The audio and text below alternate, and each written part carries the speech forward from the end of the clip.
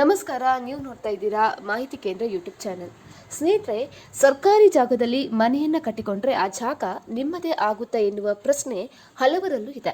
ನಾನು ಎಷ್ಟೋ ವರ್ಷಗಳಿಂದ ಸರ್ಕಾರಿ ಜಾಗದಲ್ಲಿ ಮನೆಯನ್ನು ಕಟ್ಕೊಂಡಿದ್ದೇನೆ ಅಥವಾ ಕೃಷಿಯನ್ನು ಮಾಡ್ತಾ ಇದ್ದೇನೆ, ಹಾಗಾದರೆ ಆ ಜಾಗ ನನ್ನದೇ ಆಗುತ್ತಾ ಎನ್ನುವ ಪ್ರಶ್ನೆ ಕೆಲವರು ಕೂಡ ಇದನ್ನು ಕೇಳ್ತಾ ಇದ್ದಾರೆ. ಆದರೆ ಜಾಗ ಅಂತ ಬಂದಾಗ ಖಾಸಗಿ ಜಾಗ ಅಥವಾ ಸರ್ಕಾರಿ ಜಾಗ ಅಂತ ಇರುವಂಥದ್ದು. ಖಾಸಗಿ ಜಾಗದ ವಿಷಯದಲ್ಲಿ ಸ್ವಲ್ಪ ಮಟ್ಟಿಗೆ ಹಕ್ಕನ್ನು ನೀವು ಪಡಿಬಹುದು. ನಮ್ಮ ದೇಶದಲ್ಲಿ ಮಿತಿ ಕಾಯ್ದೆ 1963 ಅಂತ ಒಂದು ಕಾನೂನು ಇದೆ. ಇದರ ಪ್ರಕಾರ ನೀವು ಒಂದು ಖಾಸಗಿ ಜಾಗವನ್ನು ಅದರ ಓನರ್ನ ಅಪ್ಪನೆ ಇಲ್ಲದೆ ನಿರಂತರವಾಗಿ 12 ವರ್ಷಗಳ ಕಾಲ ಬಳಸಿದರೆ ನೀವು ಕೋರ್ಟಿಗೆ ಹೋಗಿ ಅದರ ಮೇಲೆ ಮಾಲೀಕತ್ವದ ಹಕ್ಕನ್ನು ಕೇಳಬಹುದು. ಇದನ್ನ ಪ್ರತಿಕೂಲ ಸ್ವಾಧೀನ ಅಂತಲೂ ಕರೀತಾರೆ. ಆದರೆ ಇದು ಕೇವಲ ಖಾಸಗಿ ಜಾಗಗಳಿಗೆ ಮಾತ್ರ ಅನ್ವಯವಾಗುತ್ತೆ. ಆದರೆ ಸರ್ಕಾರಿ ಜಾಗದ ವಿಷಯವೇ ಬೇರೆ. ಇಲ್ಲೇ ಮುಖ್ಯವಾಗಿ ನೀವು ಗಮನಿಸಬೇಕಾಗಿರೋದು, ನೀವು ಸರ್ಕಾರಿ ಜಾಗವನ್ನು ಎಷ್ಟು ವರ್ಷ ಬಳಸಿದ್ರೂ ಕೂಡ ಅದನ್ನ ನಿಮ್ಮ ಸ್ವಂತ ಆಸ್ತಿ ಅಂತ ಹೇಳೋಕೆ ಆಗಲ್ಲ. ಯಾಕಂತ ಹೇಳಿದ್ರೆ ಸರ್ಕಾರಿ ಭೂಮಿ ಅಂದ್ರೆ ಅದು ಜನರಿಗಾಗಿ ಇರುವಂತಹ ಆಸ್ತಿ ಆಗಿರ್ತದೆ. ಸರ್ಕಾರ ಅದನ್ನ ಸಾರ್ವಜನಿಕ ಉದ್ದೇಶಗಳಿಗೆ ಅಥವಾ ಜನರ ಅಗತ್ಯಗಳಿಗಾಗಿ ಇಟ್ಟಿರುವಂಥದ್ದು. ಇದರ ಮೇಲೆ ಯಾವುದೇ ವ್ಯಕ್ತಿಗೆ ಶಾಶ್ವತ ಹಕ್ಕು ಸಿಗಲ್ಲ.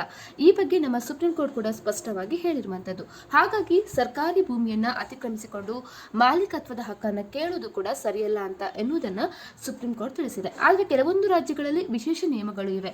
ಅಂದ್ರೆ ಎಲ್ಲಾ ಸರ್ಕಾರಗಳು ಕೂಡ ಜನರ ಕಷ್ಟ ಅರ್ಥ ಮಾಡಿಕೊಂಡಿವೆ. ಹಾಗಾಗಿ ಕೆಲವು ರಾಜ್ಯ ಸರ್ಕಾರಗಳು ಬಡವರಿಗೆ, ಮನೆ ಇಲ್ಲದವರಿಗೆ ಅಥವಾ ರೈತರಿಗೆ ಸಹಾಯ ಮಾಡೋಕೆ ಅಂತ ಕೆಲವು ವಿಶೇಷ ಯೋಜನೆಗಳನ್ನು ತಂದಿದ್ದಾವೆ. ಉದಾಹರಣೆಗೆ ಹೇಳುವುದಾದ್ರೆ ಉತ್ತರ ಪ್ರದೇಶದಲ್ಲಿ ಸರ್ಕಾರಿ ಜಾಗವನ್ನೇ ಮನೆ ಅಥವಾ ಕೃಷಿ ಮಾಡೋಕೆ ಅಂತ ಬಡವರಿಗೆ ಗುತ್ತಿಗೆ ಆಧಾರದ ಮೇಲೆ ನೀಡಲಾಗುತ್ತೆ. ಇದಕ್ಕೆ ತಹಶೀಲ್ದಾರ್ ಆಫೀಸಿಗೆ ಹೋಗಿ ಅರ್ಜಿಯನ್ನು ಕೂಡ ಸಲ್ಲಿಸಬಹುದಾಗಿದೆ. ಅದೇ ರೀತಿ ಸರ್ಕಾರಿ ಜಾಗವನ್ನ ಗುತ್ತಿಗೆಗೆ ಪಡೆಯುವುದು ಹೇಗೆ ಎನ್ನುವ ಪ್ರಶ್ನೆ ನಿಮ್ಮಲ್ಲಿ ಇರಬಹುದು.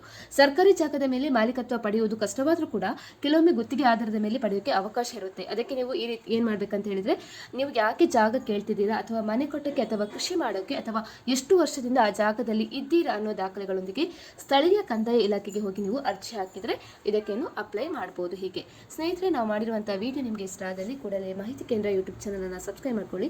ಇನ್ನಷ್ಟು ಮಾಹಿತಿಗಾಗಿ ವಿಡಿಯೋವನ್ನು ಲೈಕ್ ಮಾಡಿ, ಶೇರ್